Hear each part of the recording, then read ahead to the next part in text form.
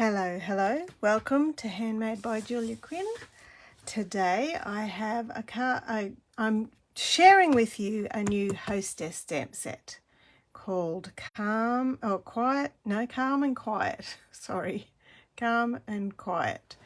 Let me show you in the catalogue where it is. Host, in the host section. So this is one of those stamp sets that are exclusive for people who have an order of $250 or more.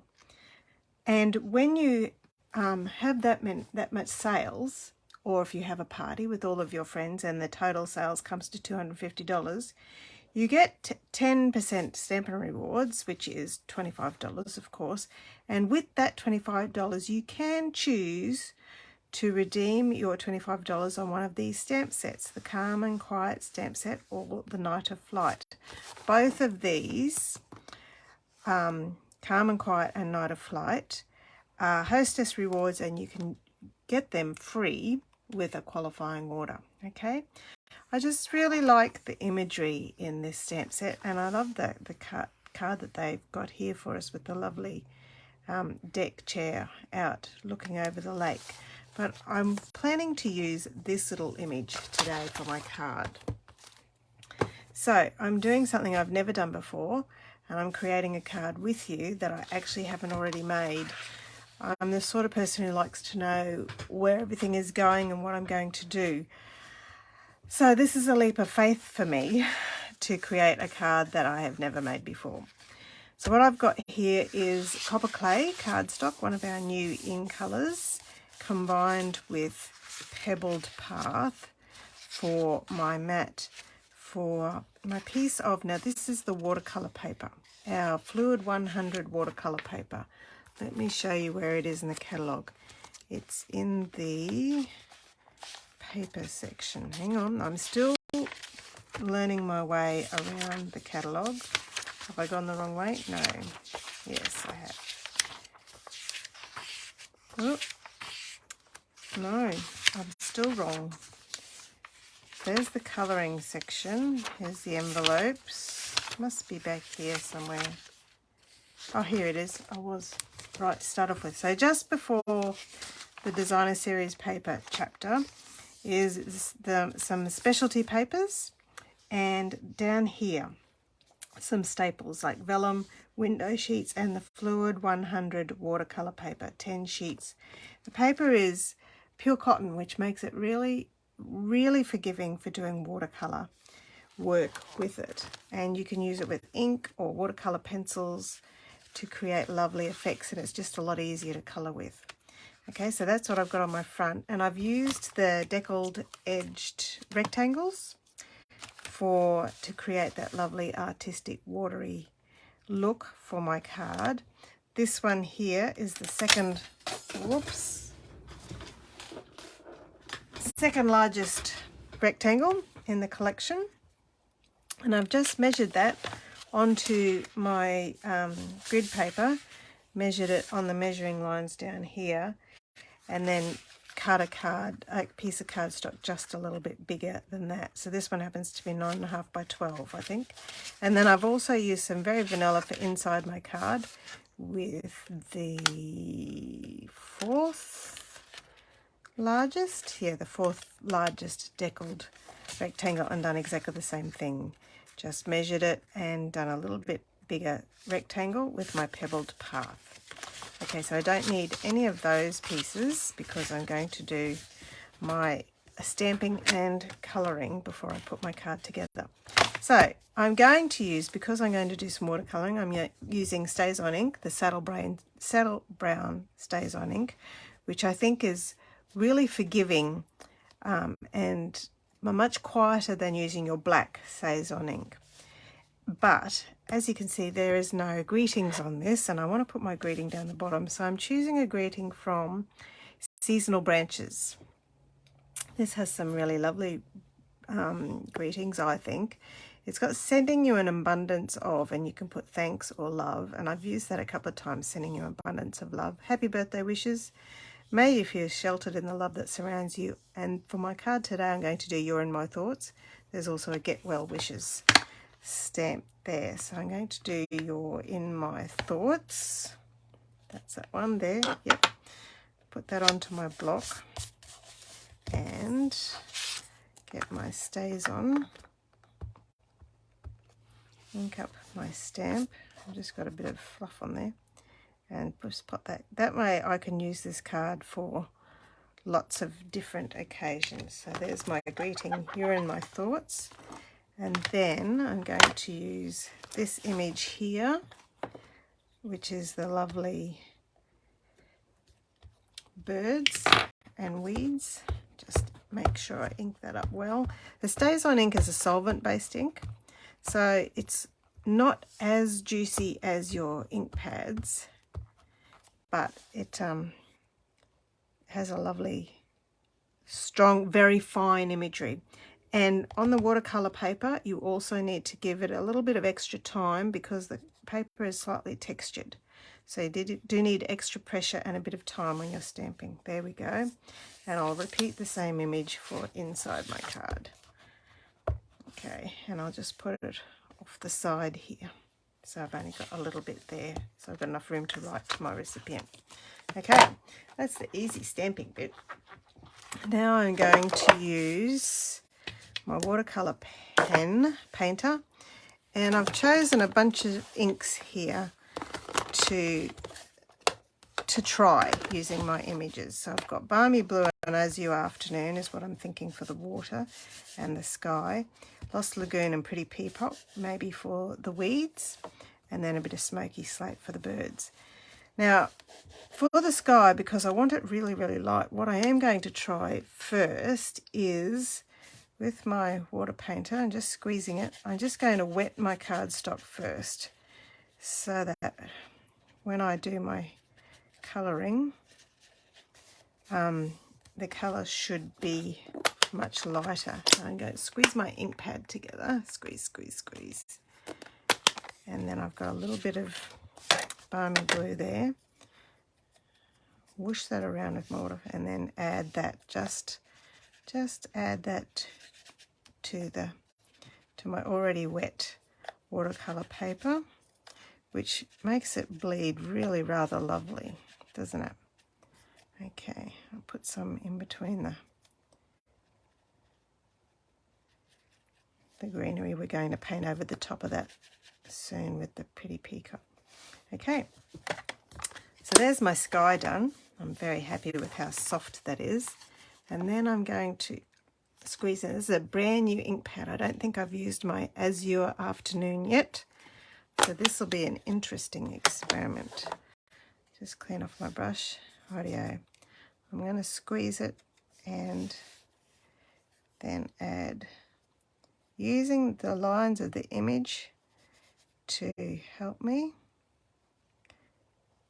just add my Azure Afternoon ink. A little bit extra darkness for in between the reeds. And hopefully when I paint later with the Pretty Peacock, the darker colour will also go over the top of any mistakes I made. There we go.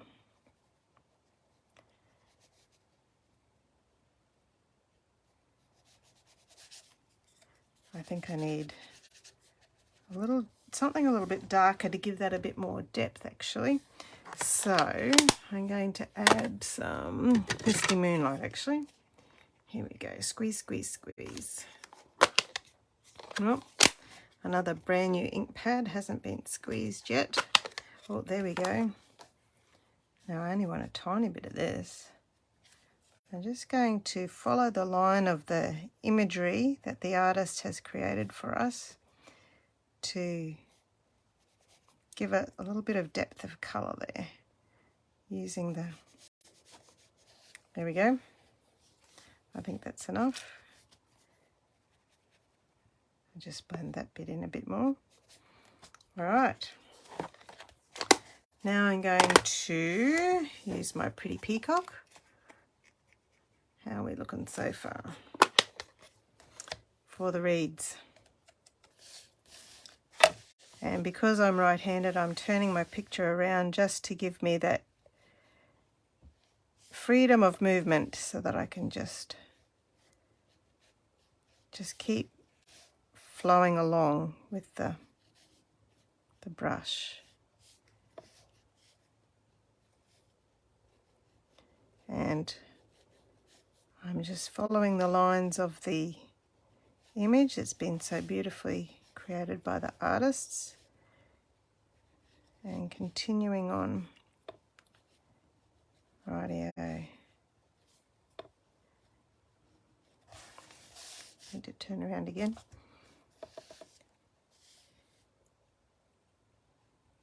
And every single part of this grass actually does need to be coloured individually to create that image of each one being part of the whole.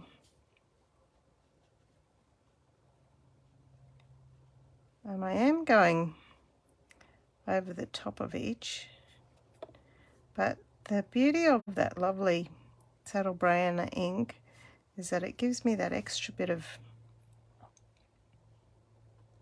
detail so that I can be a little bit more imprecise. There we go.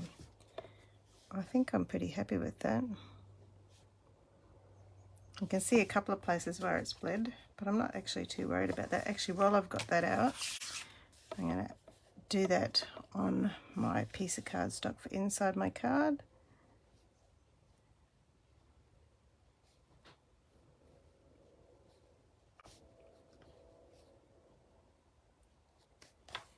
I do like the quietness and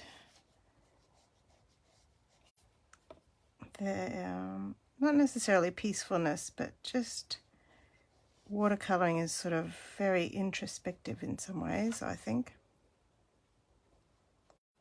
Like reading a book. There we go. And last of all, some smoky slate for a little bit of detail on the birds. Squeezing again. Oh, this one's not. Maybe I need to refresh my ink pad. There we go, got a little bit there.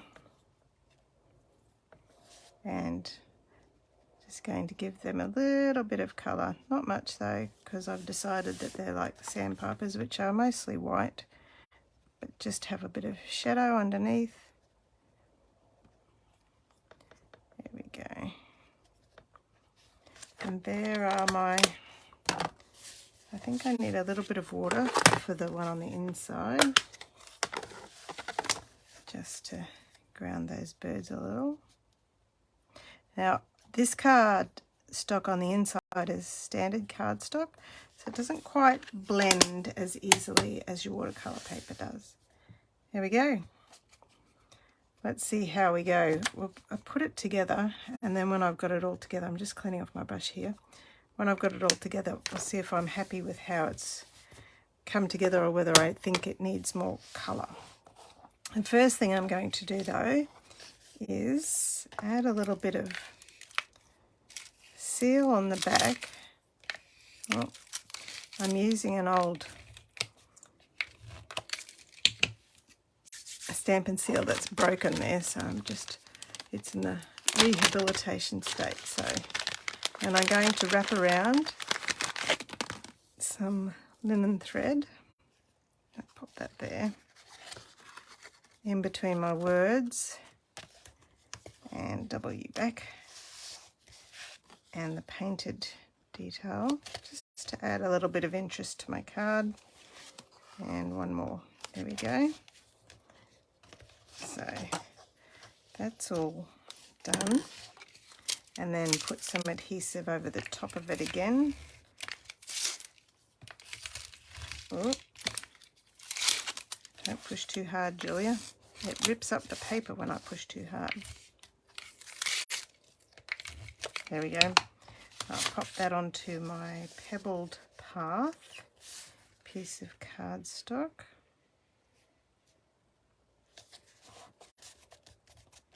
And I'll do the same with this one onto my piece of pebbled path for inside the card. There we are. just a small place to write inside. Sometimes I never know what to write on cards, so I like to put a bit more embellishment on so I don't have to write too much to fill up the space. There we go. So there's the inside of my card. Just a little bit of the imagery there. Now I think on the front I might add it on with dimensionals. Brand new dimensional pack here. 1, 2. Do you use your dimensionals from the very middle or from the edge? Whenever I start a new one, I always go from the middle because it's easier and quicker. Okay, pop you in the middle there. All right, and I'll add a little bit more linen thread just underneath where my 3 pieces are there.